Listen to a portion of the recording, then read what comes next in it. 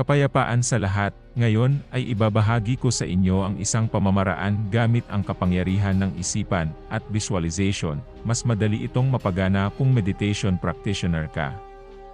Ito ay kapangyarihan sa pagkontrol ng mga tao upang hindi ka gawa ng masama o mapigilan ang mga tangka nila na hindi ka nais-nais. Kung pupunta ka sa isang bahay, at alam mong may taong galit sa'yo dito, bago pumatok sa pinto, ay ilapat muna ang inyong kaliwang kamay sa pinto, saka i-visualize na nagliliwanag ang inyong third eye. Mula sa inyong third eye ay lumalabas ang silvery white na liwanag na kumakalat sa inyong paligid. Sa ganitong pamamaraan pagpasok nyo sa loob ng tahanan sino mang may masamang tangka at kaisipan ukol sa'yo, lahat ng ito ay mawawasak sa liwanag ng inyong ikatlong mata. Upang lumakas ang kapangyarihan ng isipan ay practice ang meditation araw-araw